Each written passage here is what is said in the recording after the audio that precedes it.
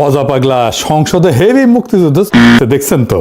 যতদিন royal Bengal tiger থাকবে মুক্তিযোদ্ধা জিতবে, রাজাকার কোনোদিন এদেশে জয় লাভ করতে পারবে না। বিএনপির অন্যান্য এমপি মন্ত্রীরাও আমি তো এই নিয়ে এপিসোড করেছি। আবার দেখলে জামাতের এমপি শাহজাহান সাহেব কইছে গোলাম আজম নাকি স্বাধীন পূর্ব পাকিস্তানের স্বপ্ন দেখেছেন। এই সংসদ একটা নাট্যশালা হয়ে যাইতেছে। মাঝে মাঝে দেখি এনসিপি মুক্তিযুদ্ধ করে সিক্কর পারে। মুক্তিযুদ্ধের নতুন রূপ তৈরি হয়েছে, মুক্তিযুদ্ধের নবায়ন হয়েছে। আমি এখন কই যাই, সবাই দেখে মুক্তিযোদ্ধা হয়ে গেছে, খালি আমি একাই রাজাকার হয়ে গেলাম। 1971-কে 2024-এর জুলাই বিপ্লবের মুখোমুখি দাঁড় করাইয়া 2024-কে বাতিল করে দেওয়ার শয়তানি অনেক আগে থেকে শুরু হয়েছে। এই শয়তানিটা শুরু করছে বিএনপি, পিছে ছিল ইন্ডিয়া আর আওয়ামী লীগের ন্যারেটিভ পাওয়ার। তাই জুলাইকে একটা দার্শনিক আর ঐতিহাসিক ভিত্তির উপরে দাঁড় করাতে না পারার দায় এখন পুরা জুলাইকে দিতে হইতেছে। মুক্তিযুদ্ধের ধারাবাহিকতায় নাকি জুলাই হয়েছে, এ বয়ান আগে আনে আসিফ নজরুল। আবার নাহিদ সংসদে দাঁড়ায় সে আসিফ নজরুলের কথা ধার করিয়া কইতেছে জুলাইয়ের মধ্য দিয়া মুক্তিযুদ্ধের নবায়ন হয়েছে। জুলাই মুক্তিযুদ্ধেরই ধারাবাহিকতা। শুনেন, জুলাই গণ অভ্যুত্থানের মধ্য দিয়ে মুক্তিযুদ্ধের নতুন রূপ তৈরি হয়েছে, মুক্তিযুদ্ধের নবায়ন হয়েছে। ভাই মুক্তিযুদ্ধের চেতনা কোট আনকোট এইটার বিরুদ্ধেই তো জুলাই হয়েছে। শুনেছেন, একবার আসিফ নজরুলকে দিয়ে আসা ইন্টারিম বানায়া তারপরেও এদের শিক্ষা হয় না। 1971-এর ধারাবাহিকতায় জুলাই আসে নাই। 1971-এর সাথে জুলাইয়ের কোনো সম্পর্কই নাই। সম্পর্ক থাকলে জুলাইকে 71 দিয়ে ব্যাখ্যা করা যেত, সেটা করা যায় না। 1971 ছিল আমাদের ভুল ঠিকানা, 1947-ও ছিল তাই। 2024 আমাদের ডেস্টিনি। 2024 1971-এর পোলা না, 2024 1971-এর বাপের বাপ। সে বাপকে 1971 চিনতে পারে নাই। আমি জানি আমার কথায় মেলা হাউকাউ হবি, কিন্তু যদি বাইসে থাকি এই ন্যারেটিভ প্রতিষ্ঠা করে দিয়ে যাব ইনশাল্লাহ। আসেন আল্লাহর নামে শুরু করি। 16 জুলাই 2024 রংপুর বেগম রোকেয়া বিশ্ববিদ্যালয়ের সামনের রাস্তায় একটা ছেলে দাঁড়াইছে, হাতে শুধু একটা লাঠি, সামনে পুলিশ, শটগান উঁচায়, কয়েক গজ দূরত্ব মাত্র। ছেলেটা পিছায় না, উল্টা সামনে আগায় যায়, দুই হাত ছড়ায় দেয়, বুক চিতায় দাঁড়ায়। সে যেন বলতেছে গুলি করো, আমি প্রস্তুত। ঠিক কিনা? তাই তো, পুলিশ গুলি করলো। প্রথম গুলি ছেলেটা টললো না, দ্বিতীয় গুলি ছেলেটা মাটিতে পড়লো। আবু সাইদ, বয়স মাত্র 22। এই এক দৃশ্যের ভেতরে পুরা 2024-এর রহস্য, পুরা না বলা কথা লুকায় আছে। আবু সাইদ মরতে যায় নাই, সে জীবন দিতে গেছিল। মরতে যাওয়া আর জীবন দিতে যাওয়া দুইটা এক জিনিস না। মরতে যাওয়া বলতে কি বুঝি? রাস্তায় বাস উল্টায় মানুষ মারা যায়, রোগে মানুষ মারা যায়, ছিনতাইকারীদের ছুরিতে মানুষ মারা যায়। 71-এ পাকিস্তানি বাহিনীর হাতে গ্রামে গ্রামে মানুষ মারা গেছে, কেউ ঘরের ভেতরে, কেউ পালাইতে গিয়া, কেউ স্ত্রী সন্তান বাঁচাইতে গিয়া, এসব মৃত্যু। কিন্তু কেউই মরতে যায় নাই, তারা বাঁচতেই চাইছেন, মৃত্যু আইসা পড়ছে। এমনকি 1971-এর রণাঙ্গনের মুক্তিযোদ্ধারাও, যিনি অস্ত্র হাতে যুদ্ধে গেছিলেন, তিনিও বাঁচার আশায় গেছিলেন, জিতে ফিরে আসবো এই ভরসায়। গুলি লাগলে শহীদ, কিন্তু গুলি না লাগলে ফিরে আসবো, আমার দেশ পাবো, আমার পরিবার পাবো। যুদ্ধে গেছেন কিন্তু মরতে যান নাই। জীবন দেওয়া সম্পূর্ণ আলাদা জিনিস। জীবন দেওয়া মানে আপনি জানেন আপনি ফিরবেন না, আপনি জানেন এই কাজটা আপনার জীবন দিয়ে শেষ হবে, আর আপনি সেটা মেনে নিয়েই দাঁড়াইছেন। জুলাইয়ের শহীদেরা সবাই এই জিনিস করছে। মুগ্ধ যখন গুলির মুখে পানি বিতরণ করতেছে, সে জানতো পরের গুলি তার গায়ে লাগতে পারে। ফায়াজ যখন বুক চিতাইছে, জানতো, ওয়াসিম, অনেক, সাজিদ সবাই জানতো এই ছেলেরা বাঁচতে যায় নাই, তারা জীবন দিতে গেছে। তাহলে আবু সাইদ আলাদা কেন? আবু সাইদ এই জীবন দেওয়ার দৃশ্যটা আমাদের দেখাই দিলেন সবার আগে, সবচেয়ে স্পষ্টভাবে। হাত সরানো, বুক উন্মুক্ত, গুলির মুখে স্থির। ভিডিও আছে, ছবি আছে। ওই ছবিটা একটা দলিল, ওই ভিডিওটা একটা দলিল। ওই ছবিটা শাহাদাতের ব্যাকরণ শিখাইছে, গ্রামার শিখাইছে। ওই ছবিটা দেখে কোটি মানুষ বুঝছে এইভাবে দাঁড়াইতে হয়। তিনি জুলাইয়ের প্রথম শহীদ না, তিনি জুলাইয়ের সবচেয়ে দৃশ্যমান শহীদ। তার শাহাদাত শুধু একার সাক্ষ্য না, সেটা পুরা জুলাইয়ের সাক্ষ্যকে দৃশ্যমান করছে। এই জন্য তার কথা বললে সব শহীদের কথা বলা হয়। আর এই প্রশ্নটাই জরুরি যে এই ছেলেরা জীবন দিতে গেল কেন? কি এমন কথা ছিল তাদের যা শুধু রক্ত দিয়ে বলা যায়? এই প্রশ্নের উত্তরেই লুকায় আছে পুরা 2024, পুরা জুলাই। 2024-এর নিরস্ত্র প্রতিরোধ আর শাহাদাত, এই দুইটার তফাৎ কি? এটা শুধু কৌশলের না, তফাৎটা অস্তিত্বের। অস্ত্র হাতে যুদ্ধ মানে কি? মানে আমার ক্ষমতা আছে, তোমারও ক্ষমতা আছে, দেখি কে জেতে। এটা ক্ষমতার লড়াই। আমার গুলি বরং তোমার গুলি, আমার সেনা বরং তোমার সেনা। এই যুদ্ধে আমি যদি জিতি, আমি তোমার রাষ্ট্রের জায়গায় আমার রাষ্ট্রকে বসাবো। কাঠামো এক, শুধু মালিক বদল। এটাই হয়েছে 1971-এ। আমরা পাকিস্তানি সেনাকে অস্ত্র দিয়ে হারাইছি, নিজেরা পারি নাই, যদিও ভারতীয় সেনাদের ডাইকে আনছি। আমরা জিতছি, যাই হোক, কিন্তু আমরা জিতে কি পাইছি? পাকিস্তানি কাঠামো, শুধু মালিক বদলাইছে। কেন? কারণ অস্ত্র দিয়ে আপনি ক্ষমতা বদলাইতে পারেন, কাঠামো তো বদলাইতে পারেন না। পাকিস্তান আমলে কোন কাঠামোটা বদলাইছে বলেন? কোনোটাই বদলায় নাই। অস্ত্রের যুক্তি একটাই, যার শক্তি বেশি সে যেতে। আপনি যদি অস্ত্র দিয়ে যেতেন, আপনি সেই যুক্তিকেই বৈধতা দিতেছেন, তাহলে আপনার নিজের রাষ্ট্র সেই একই যুক্তিতে চলবে তো। এই জন্য 1971-এর পরে বাকশাল আসছে, স্বৈরশাসন আসছে, আয়না ঘর আসছে, হাসিনা আসছে, কারণ যুক্তি বদলায় নাই, শুধু শক্তিধর বদলাইছে। এইবার দেখেন, আবু সাইদের হাতে শটগান ছিল না, কামান ছিল না, বন্দুক ছিল না, ভারতীয় সেনাবাহিনী পাশে ছিল না, তার হাতে ছিল একটা লাঠি আর তার বুক। ক্ষমতার হিসাবে এটা একটা অসম যুদ্ধ। আবু সাইদের জেতার কোনো সম্ভাবনা ছিল না, কিন্তু আবু সাইদ জেতার জন্য তো দাঁড়ায় নাই, তিনি দাঁড়াইছিলেন সাক্ষ্য দিতে। অনেকে বলবে এটাই তো গান্ধীর অহিংসা, নিরস্ত্র প্রতিরোধ। না, এটা গান্ধীর অহিংসা না। কেন আবু সাইদের প্রতিরোধ গান্ধীর অহিংসা? গান্ধীর অহিংসা ছিল একটা কৌশল। উনি বুঝছিলেন যে ব্রিটিশের অস্ত্র আছে, আমাদের নাই, তাই অস্ত্রের লড়াইয়ে যাব না, বরং নৈতিক চাপ দিয়া ব্রিটিশকে লজ্জায় ফেলবো। সেজন্য অনশনে যাইতো। গান্ধী বলতো না মরতে আসছি, বলতো জেলে যাব, অনশন করব, লজ্জা দিব। তো আবু সাইদ এটা করেন নাই, তিনি গেছেন সাক্ষ্য দিতে, শাহাদাত বরণ করতে। গান্ধী রাষ্ট্রের ন্যায় বিচার চ্যালেঞ্জ করতেছেন, আবু সাইদ রাষ্ট্রের সার্বভৌমত্বের ধারণাকে চ্যালেঞ্জ করতেছেন। প্রথমটা সংস্কারের দাবি, দ্বিতীয়টা কাঠামো ভাঙার দাবি। এইখানেই 2024 আলাদা। এই জন্য গান্ধীর ভারত আজকেও ব্রিটিশ কাঠামোতে চলে। সংসদ ভবন ব্রিটিশ, আইন ব্রিটিশ, আমলাতন্ত্র ব্রিটিশ, শুধু সাদা চামড়ার জায়গায় বাদামি চামড়া। কিন্তু 2024-এর শাহাদাত হাসিনার কাঠামোর বৈধতাকে ধ্বংস করে দিছে।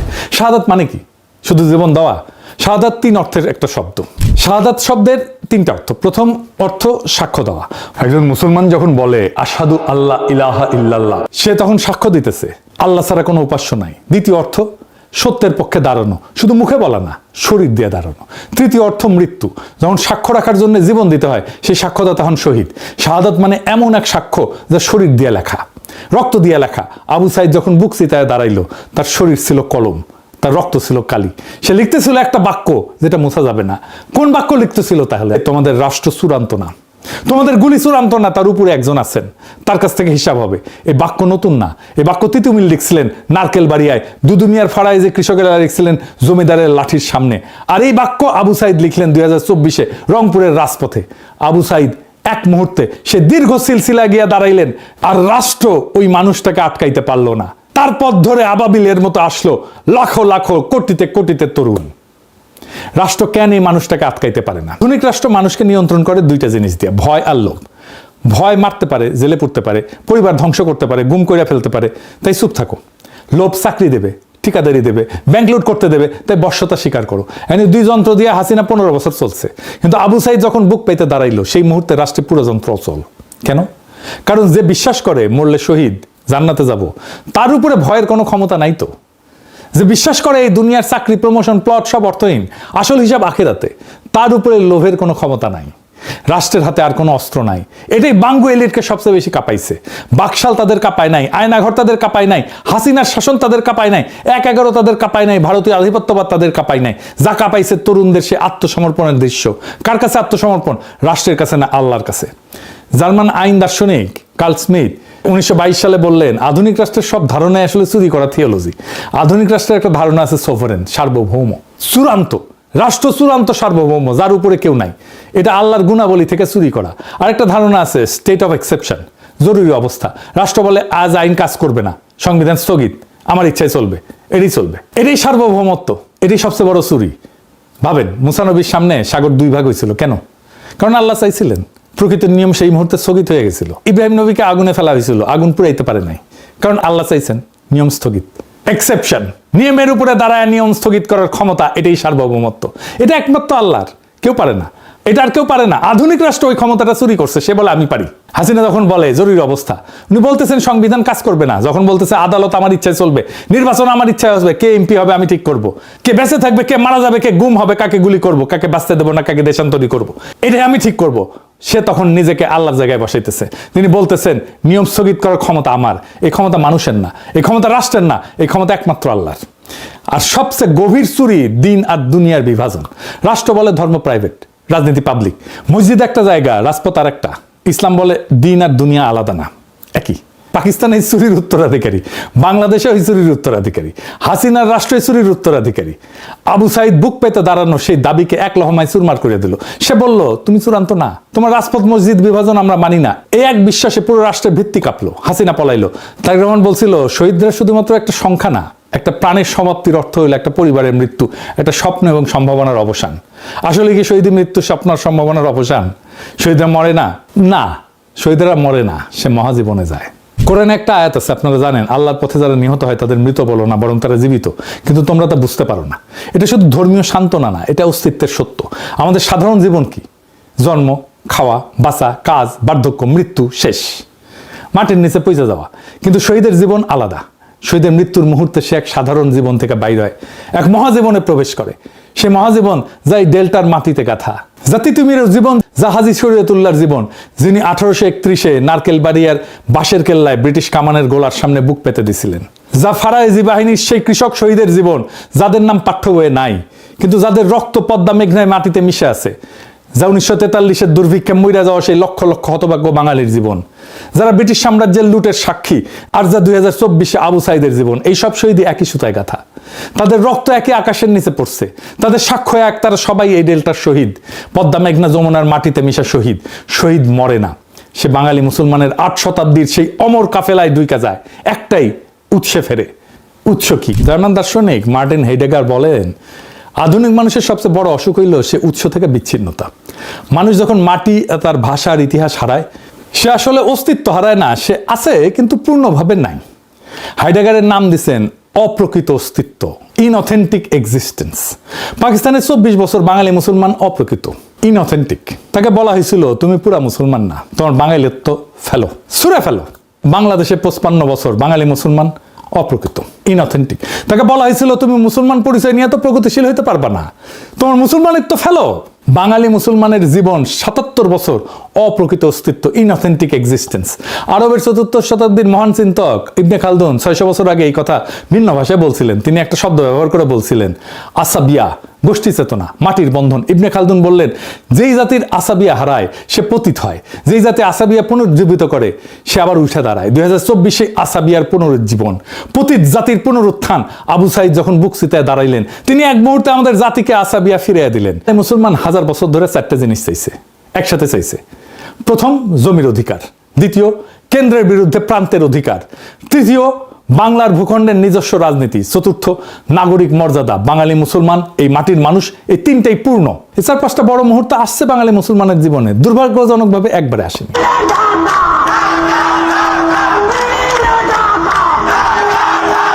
এই স্লোগানের গভীর তাৎপর্য বুঝতে না পেরা আবার অনেকে স্লোগান দেয়, পিন্ডি না ঢাকা, ওয়াশিংটন না ঢাকা। যাই হোক, সেই 670 বছরের আগের উৎসে ফেরা ছাড়াও আর এক উৎসে আমরা ফিরছি, ইসাখা এবং ভাটির রাজত্ব। 16 শতকে মোগল সাম্রাজ্য বাংলা জয় করতে চাইতেছে, দিল্লি শাসন প্রতিষ্ঠা হবে। ইসাখা আর 12 ভূঁইয়া রুখা দাঁড়াইলেন। মোগল বিরোধী যুদ্ধ, কিন্তু এটা শুধু যুদ্ধ ছিল না, এটা ছিল নদীর ফেডারেলিজম। ভাটির ভূগোল, নদী আর জলাভূমির দেশ, কোনো একক রাজা সব নিয়ন্ত্রণ করতে পারে না। ছোট ছোট শক্তিকেন্দ্র, স্থানীয় জোট, 12 জন ভূঁইয়া, তারাই বাংলা শাসন করে। ইসাখার সাথে দাঁড়াইছিলেন রাজা কংস নারায়ণ ভৌমিক, 12 ভূঁইয়ার এক ভূঁইয়া। হিন্দু মুসলমান দাঁড়াইলেন পাশাপাশি, মুসলমান ভূঁইয়ার পাশে দিল্লির বিরুদ্ধে। ধর্ম না, এই মাটি ছিল তাদের ঐক্যের ভিত্তি। ঠিক যেভাবে 2024-এ মীর মুগ্ধের পাশে দাঁড়াইছিল হৃদয় তারুয়া। 400 বছর পরে একই ব্যাকরণ, সেই একই ফেডারেলিজমের কল্পনা ছিল 1940-এ আবার শেরে বাংলা ফজলুল হকের লাহোর প্রস্তাবে। তিনি ভারতের সংখ্যালঘুদের একাধিক রিপাবলিক চাইছিলেন। সেই ধারণায় 1966-তে 6 দফায় ফিরছিল। জিন্না ইন্ডিয়ার কাছে যা যা চাইছিলেন, আমরা 6 দফায় পাকিস্তানের কাছে তাই চাইছি। বিষয়টা ব্যাখ্যা করি, আরো গভীরে গিয়া মজা লাগবে। অটোনমাস ইউনিট, নিজস্ব আইনসভা, নিজস্ব শিক্ষা ব্যবস্থা, নিজস্ব অর্থনৈতিক নিয়ন্ত্রণ। কেন্দ্রের হাতে শুধু প্রতিরক্ষা আর পররাষ্ট্র, বাকি সব প্রদেশের। মুসলমানরা ভারতের সংখ্যালঘু, তাই তাদের সুরক্ষা দরকার। কেন্দ্রের হিন্দু সংখ্যাগরিষ্ঠ থেকে, তাই না? মুজিব 1966-তে 6 দফায় পাকিস্তানের কাছে কি চাইলেন? বাঙালিদের জন্য ফেডারেল অটোনমি, নিজস্ব আইনসভা, নিজস্ব মুদ্রা, নিজস্ব রাজস্ব, নিজস্ব মিলিশিয়া। কেন্দ্রের হাতে শুধু প্রতিরক্ষার পররাষ্ট্র, বাকি সব প্রদেশের। বাঙালিরা পাকিস্তানের সংখ্যাগরিষ্ঠ, কিন্তু পশ্চিম পাকিস্তানি এলিটের নির্যাতনে সংখ্যালঘুর মতো বঞ্চিত, তাই তাদের সুরক্ষা দরকার। কেন্দ্রের পাঞ্জাবি উর্দু আধিপত্য থেকে, দেখলেন তো, একই দাবি, একই যুক্তি, একই কৌশল। জিন্না ভারতের কাছে যা চাইছেন, মুজিব পাকিস্তানের কাছে ঠিক একই জিনিসটা চাইতেছেন। 6 দফা লাহোর প্রস্তাবের বাংলা অনুবাদ, আর কিছু না। জিন্না ভারত ছাড়তে চান নাই, ভারতের ভিতরে অটোনমি চাইছেন, কংগ্রেস দিল না, তিনি বাধ্য হয়ে আলাদা রাষ্ট্র করলেন। মুজিব পাকিস্তান ছাড়তে চান নাই, পাকিস্তানের ভিতরে অটোনমি চাইছেন, ভুট্টো ইয়া দিল না, তিনি বাধ্য হয়ে আলাদা রাষ্ট্র করলেন। পাকিস্তান বাধ্য হয়ে, বাংলাদেশও বাধ্য হয়ে, দুটোই কারেকশন, দুটোই প্ল্যান বি। জিন্নার প্ল্যান এ ছিল ভারতের ভিতরে মুসলমানের অটোনমি, ব্যর্থ হয়েছে। তারপরে প্ল্যান বি হয়েছে পাকিস্তান। মুজিবের প্ল্যান এ ছিল পাকিস্তানের ভিতরে বাংলার অটোনমি, ব্যর্থ হয়েছে। Plan B Bangladesh. দুই ফাউন্ডার, একই প্লেবুক। আর এই জন্যই দুই রাষ্ট্র শেষমেশ একই রকম হয়ে গেল। কারণ যেই রাষ্ট্রের প্ল্যান এ ছিল অন্য রাষ্ট্রের ভিতরে থাকা, সেই রাষ্ট্র প্ল্যান বি হিসেবে দাঁড়াইলেও কখনো নিজস্ব ডেস্টিনি তৈরি করতে পারে না। সে শুধু আগের কাঠামোর কপি বানায়। পাকিস্তান ব্রিটিশ ভারতের কাঠামোর কপি, শুধু মুসলমান পরিচয়ের পোশাকে। বাংলাদেশ পাকিস্তানের কাঠামোর কপি, শুধু বাঙালি পরিচয়ের পোশাকে। দুটেই অন্যের ছায়া। নিজেই বলে যে ধর্মীয় সংস্কার আন্দোলন, নামাজ ঠিকঠাক পড়ো, এইটুকুই। পাঠ্য বই মিথ্যা বলে। ফরাজি ধর্মের ভাষা নিয়ে রাজপথে নামছে, জমিদার নীলকর ঔপনিবেশিক অন্যায়ের বিরুদ্ধে। ধর্ম মসজিদে আবদ্ধ থাকলো না, ধর্ম জমির রাজনীতিতে ঢুকলো। দুদুমিয়ার সংগঠন, প্রতি 10টা পরিবারের একটা প্রধান, নিজেদের আদালত, নিজেদের বিচার। জমিদার আক্রমণ করলে কৃষক একসাথে দাঁড়ায়। এটা শুধু আন্দোলন না, এটা সমান্তরাল সমাজ, ধর্মের ভিত্তিতে তৈরি, লক্ষ্য জমির ইনসাফ। এখানে নতুন জিনিস জন্মাইলো, জনগণের রাজনৈতিক ধর্ম। জনগণের এই রাজনৈতিক ধর্মকেই বাঙ্গো এস্টাবলিশমেন্ট ভয় পায়, ইন্ডিয়া ভয় পায়। আপনি ধর্মকে অন্দরমহলে ঢুকাই দিতে চাইলেও পারবেন না, কারণ তার কালেকটিভ মেমোরি বিদ্রোহ করবে। তার কালেকটিভ মেমোরিতে আছে তো, ইতিহাস চাপা পড়লো 1971-এ হাসিনা বাপের আমলে। হাসিনা আমলে দুই বাপ বেটেই বললো ধর্ম মসজিদে থাকবে, এটাই সেকুলারিজম। কে আনছিল? জিন্না ছিলেন আইনজীবী, বোম্বের বাসিন্দা, বাংলা চিনতেন না।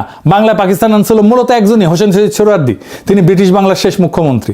1946-এ ফাইনাল নির্বাচনে, যেই নির্বাচন ছিল পাকিস্তানের ম্যান্ডেটের নির্বাচন, তিনি বাংলায় মুসলিম লীগের ভূমিধ্বস বিজয় অর্গানাইজ করছিলেন। পাকিস্তানের ধারণা বাংলার মাটিতে প্রতিষ্ঠা তার অক্লান্ত পরিশ্রমের ফসল। এবার দেখেন পাকিস্তান তাকে কি দিল।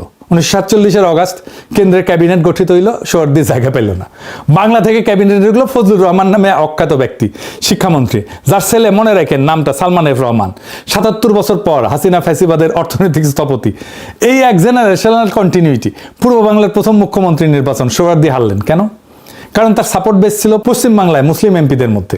স্যার সিরিল র্যাডক্লিফের কলমে সেই এমপিরা ভারতে চলে গেছেন, জিতলেন খাজা নাজিমুদ্দিন, এক অপদার্থ লোক, সাথে নাই পাশে নাই কিসিমের। হ্যাঁ, যাই হোক, এইটা দুর্ঘটনা না, এটা নকশা। 1948-এ পাকিস্তানের বয়স 1 বছর। সোহরাওয়ার্দীকে মুসলিম লীগ থেকে বহিষ্কার করা হইল, গণপরিষদ থেকে বহিষ্কার করা হইল। যিনি পাকিস্তান আনছিলেন তিনি পাকিস্তানে অবাঞ্ছিত হয়ে গেলেন। পাকিস্তানের জন্মের প্রথম বছরে যে বাঙালি তাকে আনছিল, তাকে ছুঁড়ে ফেলে দিছে। এটা ভুল সিদ্ধান্ত না, এটা পাকিস্তানের ডিএনএ ছিল। আর এই সুরে ফেলা সোহরাওয়ার্দী কি করলেন? নতুন দল গঠন করলেন, আওয়ামী মুসলিম লীগ। মৌলানা ভাসানী সভাপতি। পাকিস্তানের বছর 2 বছর। বাংলার অর্গানাইজার পাকিস্তানের এগেনস্টে নতুন দল বানাইতেছেন। এই রিজেক্ট হওয়া সোহরাওয়ার্দীর হাত থেকেই ভাষা আন্দোলন, যুক্ত ফ্রন্ট, 6 দফা, মুক্তিযুদ্ধ সব শুরু। আইয়ুব খানের আত্মজীবনী ফ্রেন্ডস নট মাস্টার্সে 25 পৃষ্ঠায় সোহরাওয়ার্দী নিজে স্বীকার করছে, পূর্ব পাকিস্তানের যত আন্দোলন সব তিনি কলকাঠি নাড়াইছেন 1947-এর ক্ষোভ থেকে। মানে 1971 শুরু হয়েছে 1947-এ। এই কথা সোহরাওয়ার্দী নিজেই লিখে গেছে। পাকিস্তান যেদিন বাংলার অর্গানাইজারকে সোহরাওয়ার্দীকে ছুঁড়ে ফেলছে, সেই দিনই পাকিস্তান হারছে। বাকিটা 24 বছরের সময়ের ব্যাপার মাত্র। আর শুধু সোহরাওয়ার্দী না, পাকিস্তান শুধু মুসলমানের রাষ্ট্র হবে এই কথা কিন্তু ছিল না। পাকিস্তান হবে ভারতের সংখ্যালঘুদের রাষ্ট্র। সেই সব সংখ্যালঘু, যেই সব সংখ্যালঘু ভারতে নিরাপদ না তাদের ঘর। মুসলমান আর সংখ্যালঘু এক জিনিস না, কিন্তু আরো সংখ্যালঘু আছে। দলিত হিন্দু, বর্ণ হিন্দু সমাজে যাদের অস্পৃশ্য বানাইছে, কুয়ার পানি ছুঁইতে দেয় না, মন্দিরে ঢুকতে দেয় না, মানুষ হিসেবে গণনাই করে না। দলিতদের নেতা ছিলেন যোগেন মন্ডল। তিনি ভাবলেন ভারতে থাকলে ব্রাহ্মণদের পায়ের নিচে আমরা থাকবো। কংগ্রেস ব্রাহ্মণদের দল। পাকিস্তানে গেলে অন্তত মুসলমানদের সাথে আমরা সমান। মুসলমান আর দলিত একসাথে, দুইটাই সংখ্যালঘু, দুইটাই বর্ণ হিন্দুর হাতে নির্যাতিত। তিনি পাকিস্তান আন্দোলন করলেন। দেখা দেখি লক্ষ লক্ষ দলিত হিন্দু পাকিস্তান আন্দোলনের সমর্থন দিলেন। পাকিস্তান হইল, যোগেন মন্ডল পাকিস্তানের প্রথম আইনমন্ত্রী হইলেন। তারপর কি হইল? কয়েক বছরের মধ্যে দলিতদের উপরে নির্যাতন শুরু, জমি দখল, মন্দির ভাঙা, মেয়েদের তুলে নেওয়া। হিন্দু, তা সে দলিত হোক, ব্রাহ্মণ হোক, হিন্দুই, পাকিস্তানে সে অপাঙ্ক্তেয়। যোগেন মন্ডল মন্ত্রী থেকে দেখতেছেন, কিছুই করতে পারতেছেন না। যার সমর্থনে আসছেন তাদেরকেই বাঁচাইতে পারতেছেন না। 1950 সাল তিনি পদত্যাগপত্র লিখে রাতের অন্ধকারে ভারত পালাইলেন। পদত্যাগপত্রে লিখলেন, জিন্নাকে বিশ্বাস করছিলাম, ভুল করছিলাম। দলিতদের পাকিস্তানে নিয়ে আসার জন্য আমি দায়ী, এই দায় আমি বহন করব। যে দলিত হিন্দুরা যোগেন মন্ডলের কথায় পাকিস্তান চাইছিলেন, তারা কোন মুখে তাকে দেখবেন? পাকিস্তান তাদেরও বিশ্বাসঘাতকতা করছে। দুইটা ঘটনা পাশাপাশি দেখেন। সোহরাওয়ার্দী বাঙালি মুসলমান, পাকিস্তান আনছেন 1948-এ ছুঁড়ে ফেলে। যোগেন মন্ডল দলিত হিন্দু, পাকিস্তান আনছেন 1950-এ পলাইতে বাধ্য। পাকিস্তান জন্মের 3 বছরের মধ্যে তার 2 ফাউন্ডারকে ছুঁড়ে ফেলছে। এটা দুর্ঘটনা না। পাকিস্তান বাঙালিদের কণ্ঠস্বর গ্রহণ করার জন্য ডিজাইন করা ছিল না, দলিতদের কণ্ঠস্বর গ্রহণ করার জন্য ডিজাইন করা ছিল না। পাকিস্তান ছিল পাঞ্জাবি উর্দুভাষী আশরাফ এলিটের জন্য একটা যন্ত্র। বাকি সবাই বাঙালি হোক, দলিত হোক, সিন্ধি হোক, বেলুচ হোক, সবাই আজাইরা, সবাই ঝামেলা। চাইছিলাম এক জিনিস, পাইলাম আর এক জিনিস। মুক্তিযুদ্ধের মুহূর্তটা পবিত্র, কিন্তু যুদ্ধ শেষে যে রাষ্ট্র দাঁড়াইলো সেইটা মুহূর্তের প্রতিশ্রুতি রাখে নাই। কারণ ৭১ নিয়ে আমাদের আগে থেকে কোনো কল্পনা ছিল না, কোনো রাষ্ট্র কল্পনা ছিল না, কোনো দার্শনিক ভিত্তি ছিল না, কোনো ৮০০ বছরের সিলসিলা ছিল না। ৭১ আমাদের লক্ষ্যও ছিল না। ৭১ ছিল বাধ্যতামূলক প্রস্থান, ছিল ৪৭-এর কারেকশন, নতুন কিছু না, আগের ভুলের সংশোধন। আর কারেকশন কখনো ফাউন্ডিং হইতে পারে না, কিন্তু আমাদের প্রয়োজন ছিল নতুন প্রশ্ন, নতুন কাঠামো। ৮০০ বছরের পূর্ববঙ্গীয় ডেস্টিনির পূর্ণ আর্টিকুলেশন, সেটা ১৯৭১ হয় নাই। এই জন্যই পাকিস্তান যে কেন্দ্রবাদী কাঠামো রেখে গেল, বাংলাদেশে সেটা ভাঙলো না, ভাঙার দরকারই ছিল না, কারণ লক্ষ্যই তো ছিল ওই কাঠামোর মধ্যেই জায়গা পাওয়া। আমাদের রাজনীতির আদু ভাই জনাব ডক্টর মোহাম্মদ ইউনূস, তিনি সাম্প্রতিক সময় ফ্রান্স গিয়েছেন। সত্য মিথ্যা জানি না, বাট আমরা যেটা শুনেছি যে তিনি ফ্রান্সের বেশ বড় মাপের একজন ব্যবসায়ী, তার সেখানে বিশাল বিনিয়োগ রয়েছে এবং ইউরোপের অন্যান্য দেশগুলোর বাইরে তিনি ফ্রান্সে স্বাচ্ছন্দ্য বোধ করেন। তিনি সর্বশেষ বাংলাদেশে যে এসেছেন ক্ষমতায়, মূলত ফ্রান্স থেকে এসেছেন। তিনি যে টুকটাক চিকিৎসা করেন সেটা তিনি ফ্রান্সেই করেন। ফ্রান্সের একটা বিরাট কোম্পানি আছে ড্যানন, এরা ওই দই তৈরি করে। তো এরকম ড্যাননের সঙ্গে একটা জয়েন্ট ভেঞ্চার কোম্পানি তিনি বাংলাদেশে করেছিলেন অনেক আগে, যেখানে ওই জমানাতে ডক্টর মোহাম্মদ ইউনূস 800 crore, ও মাই গড, এখন হয়তো যে সময়তে তিনি 800 কোটি টাকা বিনিয়োগ করে গ্রামীণ ড্যানন এই দইয়ের কারখানা প্রতিষ্ঠা করেছিলেন, সেটা এখনকার জামানাতে মিনিমাম 2000 কোটি টাকা হবে। সেই ব্যবসাটা লাটে উঠছে। তাহলে চিন্তা করুন যে একটা মানুষ কি পরিমাণ ধন সম্পদের মালিক হলে একটা সিঙ্গেল প্রজেক্টে 800 কোটি টাকা বিনিয়োগ করতে পারে। আবার ধরুন এইবার তিনি রাষ্ট্র ক্ষমতায় এসে তার 600 কোটি টাকার কর ছিল, এই 600 কোটি টাকার কর তিনি মকুব করে নিয়েছেন। অন্যদিকে গ্রামীণ ফোনে তার যে শেয়ার, তো গ্রামীণ ফোনে তার যে শেয়ার অনুযায়ী তার যে লভ্যাংশ, সেই লভ্যাংশ হিসেবে গ্রামীণ ফোন থেকে এই লভ্যাংশ হিসেবে 1200 কোটি টাকা তিনি নিয়ে নিয়েছেন এই রাষ্ট্র ক্ষমতাকে ব্যবহার করে। এখন গ্রামীণ ফোনের একটা বিরাট অংশের মালিক ডক্টর মোহাম্মদ ইউনূসের যে প্রতিষ্ঠান গ্রামীণ টেলিকম, আর অন্য অংশের মালিক হলো টেলিনর কোম্পানি, নরওয়ের যে কোম্পানি, সেই মূল কোম্পানি, মাদার কোম্পানি টেলিনর। তো এই যে টেলিনর কোম্পানিটি আবার বাংলাদেশে কি করেছে, এই গ্রামীণ ফোনকে পাবলিক লিমিটেড কোম্পানি করেছে। তো পাবলিক লিমিটেড কোম্পানি হিসেবে শেয়ার মার্কেটের অবস্থা ভালো না হওয়ার কারণে তারা যারা শেয়ার হোল্ডার রয়েছে, বাজার থেকে যারা শেয়ার কিনেছে গ্রামীণ ফোনের শেয়ার, তাদেরকে পর্যাপ্ত যাকে বলা হয় ডিভিডেন্ড, অর্থাৎ তারা যে লাভ করেছে সেই লাভ তারা নিতে পারছে না, বিকজ এটা প্রফিটেবল নয়। দ্বিতীয় যে সমস্যা সেটা হলো তাদের সঙ্গে বিআরটি এর একটা ঝামেলা আছে। বিআরটি এর তরঙ্গ বরাদ্দ নিয়ে, কল ড্রপ নিয়ে এবং অন্যান্য ট্যারিফ নিয়ে ভীষণ ঝামেলা। বিআরটি আনুমানিক প্রায় 6000 কোটি টাকা সেখানে গ্রামীণ ফোনের কাছে তারা দাবি করছে। দীর্ঘদিন ধরে এটা নিয়ে মামলা চলছে, মোকদ্দমা চলছে। তো বিআরটি যেটা বলছে যে এই কোম্পানিটি অসৎ, এদের চরিত্র ভালো না, এরা সরকারকে ট্যাক্স ফাঁকি দেয়, কাজেই আদালতের নির্দেশে বলা হচ্ছিল যে এই কোম্পানি মানে গ্রামীণ ফোন যতদিন না পর্যন্ত তার যারা শেয়ার হোল্ডার আছে, যারা বাজার থেকে শেয়ার মার্কেটে গ্রামীণ ফোনকে বিশ্বাস করে, রাষ্ট্রকে বিশ্বাস করে শেয়ার কিনেছে, তাদের ডিভিডেন্ড না দিচ্ছে, যতদিন পর্যন্ত তারা বিআরটি এর এই যে 6000 কোটি টাকা, এটা কম বেশি হতে পারে, জাস্ট আমি একটা ফিগার বললাম, এই টাকাটা পরিশোধ না করছে ততদিন পর্যন্ত এটার লভ্যাংশ হিসাব করে এটার লাভ যা আসে এটা যারা মূল মালিক, মেজর শেয়ার হোল্ডার, তারা তাদের ডিভিডেন্ড নিতে পারবে না। তো সেই অনুযায়ী ডক্টর মোহাম্মদ ইউনূসের যে শেয়ার আছে সেই শেয়ারের এগেনস্টে যে 1200 কোটি টাকা ছিল সেই টাকাটা ওখানে ফ্রিজ করা ছিল। উনি ক্ষমতা গ্রহণ করার সাথে সাথে সেই 1200 কোটি টাকা নিয়ে নিয়েছেন, কোনো আইনের তোয়াক্কা নেই। অথচ এই 1200 কোটি টাকা দেওয়ার আগে অন্যান্য সমস্যাগুলো সমাধান করার কথা ছিল। এটা পেপার পত্রিকায় আসছে হালকাভাবে, কিন্তু যেহেতু তার ক্ষমতা ছিল, মবের ভয়ে তখন কেউ কথা বলেনি, যদিও আমি ওই সময়টাতে যথাসম্ভব কথা বলেছি। এইরকম একজন মানুষ যার বয়স এখন 86, 87, 88 বছর, এরকম, একে আমি রাজনীতির আদু ভাই বললাম। আদু ভাই বললাম এই কারণে যে অনেক আগের থেকে তার রাজনীতির প্রতি তিনি আকর্ষণ তার ছিল বা তিনি আকৃষ্ট ছিলেন। কিন্তু রাজনীতি করতে যে মেরুদণ্ড লাগে, যে বিরাট একটা যাকে বলে আত্মা লাগে, বিনিয়োগ করা লাগে, নিজের প্লেটের খাবার নেতাকর্মীদের প্লেটে তুলে দিতে হয়, এরকম আত্মা ওনার কখনো ছিল না, এখনো নাই, কিন্তু তারপর তিনি হতে চাইতেন।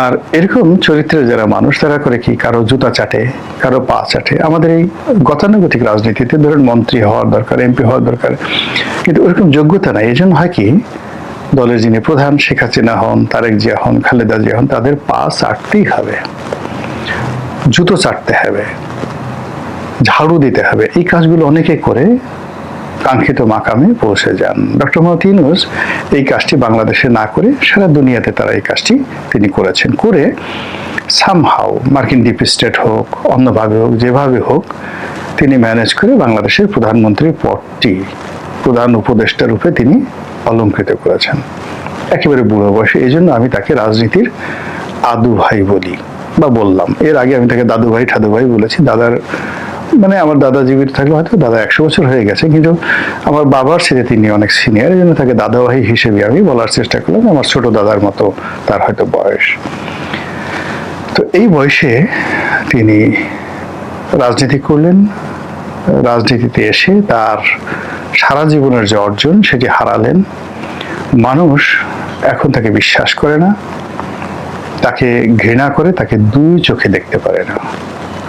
এবং সারা বাংলাদেশের বহু মানুষ টকবগে ফুটছে কখন দাদু ভাইকে একটু আদর করবে, কখন আদু ভাইকে একটু যত্ন করবে, কখন তার যারা কিচেন ক্যাবিনেট যে লোকজন আছেন তারা কি মরিচ দিয়ে এই দেশ জাতিকে রন্ধন করেছেন, কি মশলা দিয়ে তারা এই জাতিকে কাবাব বানিয়েছেন।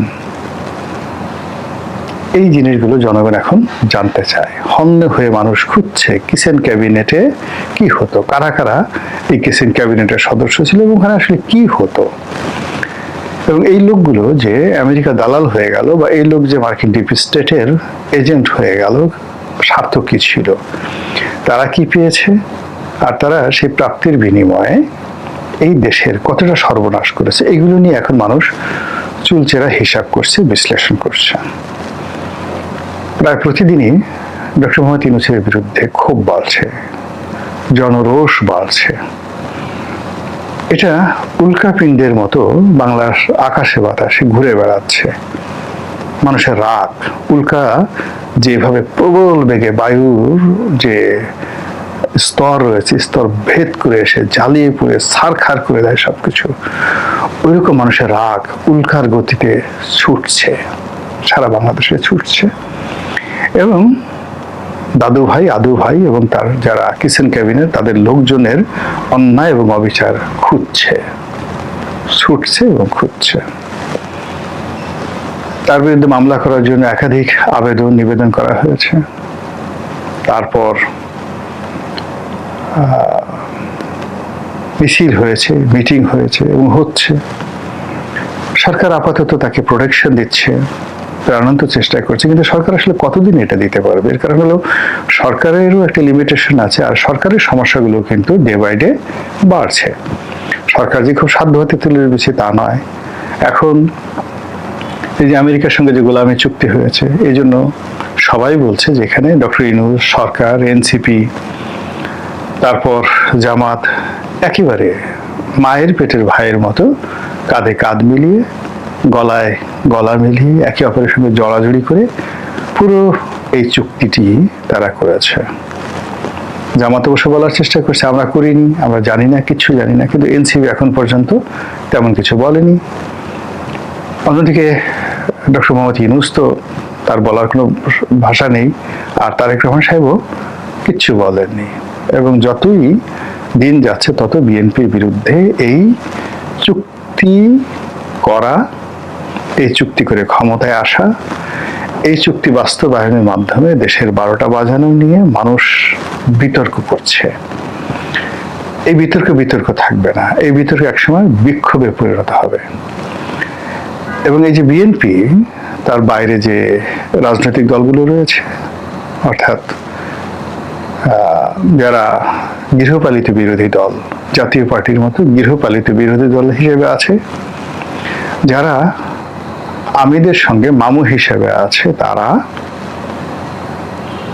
এবং ওই যে সরকারের মধ্যে যারা ইনু, মেনন, তারপরে আরেকজন ছিল কি বড়ুয়া, বিভিন্ন লোকজন, শেখ হাসিনার যারা লেসপেন্সার ছিলেন, এরকম বিএনপিরও বেশ কিছু লেসপেন্সার জুটে গেছে, যারা নামকাওয়াস্তে বিরোধী দল কিন্তু সরকারের অংশীদার।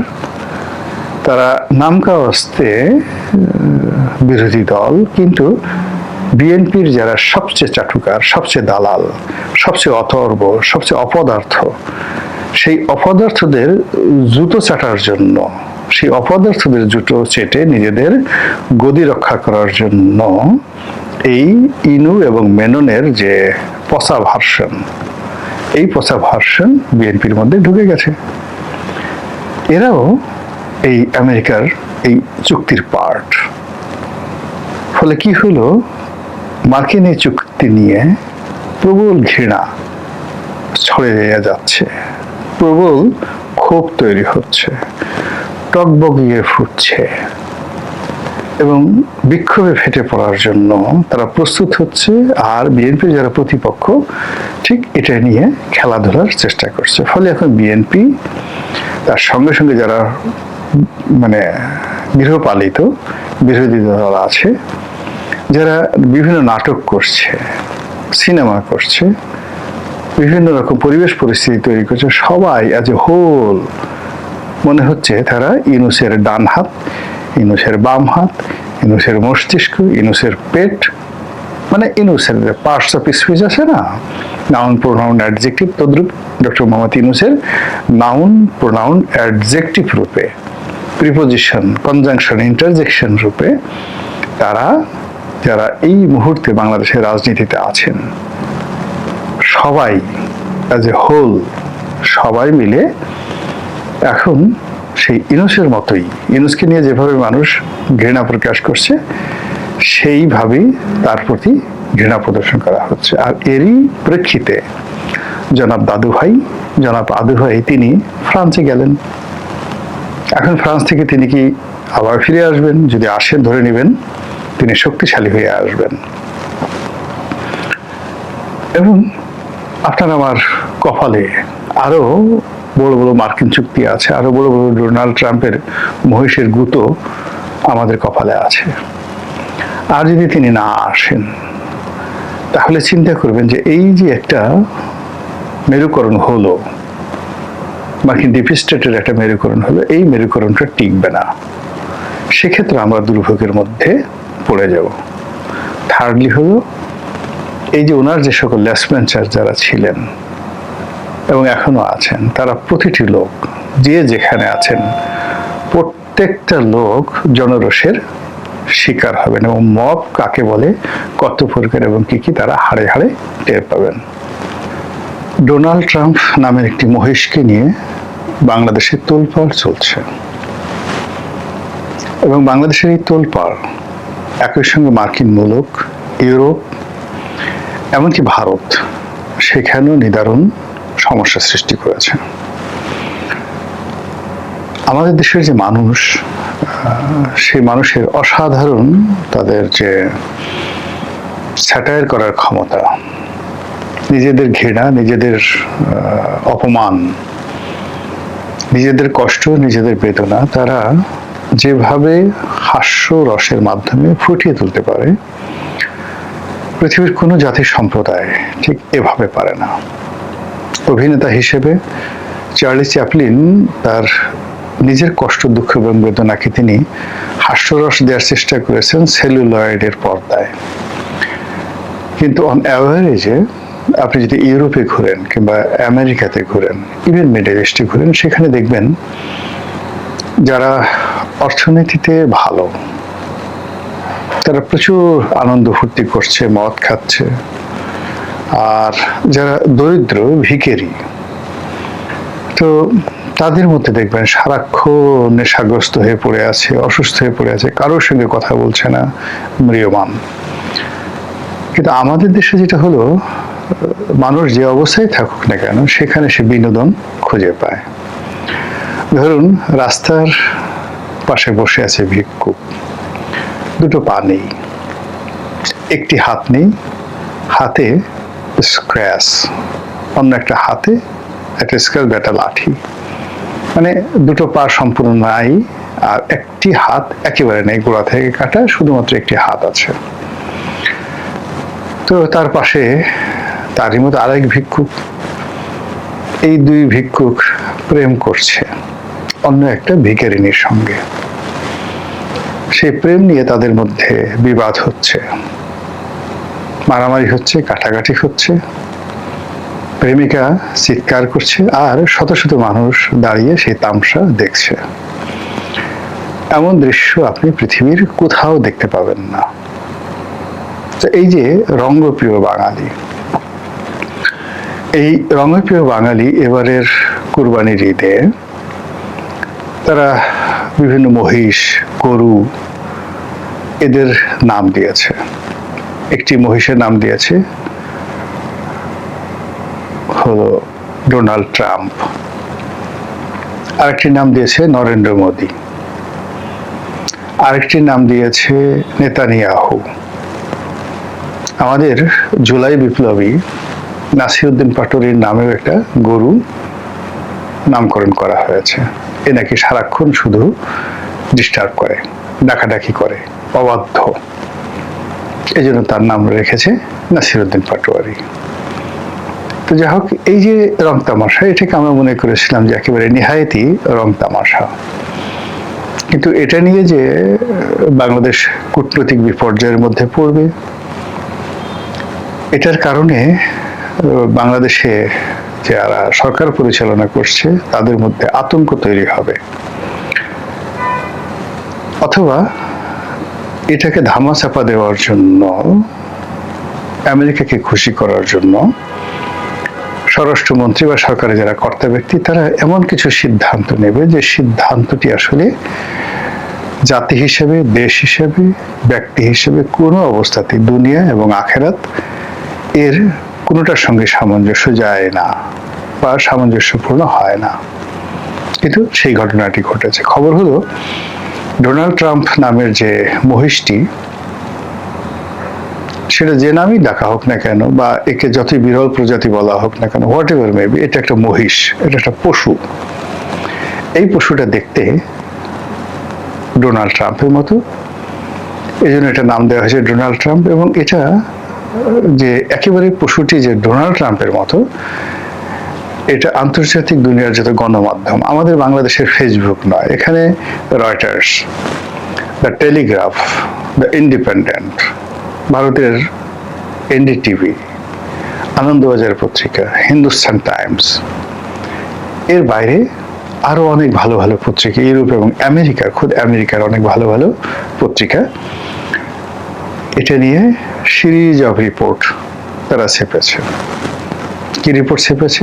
মূল বক্তব্য হলো ডোনাল্ড ট্রাম্প, মানে বক্তব্যের সারাংশ, ডোনাল্ড ট্রাম্প এখন পৃথিবীতে এতটা অজনপ্রিয় যে বাংলাদেশের মতো একটি দরিদ্র, যারা সাধারণ মানুষ, যারা এতটা পলিটিক্যালি কনসাস নয়, ডোনাল্ড ট্রাম্প আমেরিকার কি সর্বনাশ করেছে, মধ্যপ্রাচ্যের কি সর্বনাশ করেছে, টু দি পয়েন্টে আমাদের প্রান্তিক যারা খামারি, এই গরুটির নাম যারা ডোনাল্ড ট্রাম্প রেখেছে তাদের জানার কথা নয়। তারপরও ডোনাল্ড ট্রাম্পকে একটি পশুর সঙ্গে তুলনা করা হয়েছে এবং একটি পশু বানিয়ে দেওয়া হয়েছে। আর এটা যেন তেন পশু নয়, একটি মহিষ। আপনারা জানেন যে প্রকৃতিতে মহিষ খুবই নেতিবাচক একটি প্রাণী, অত্যন্ত জেদি, বন্য।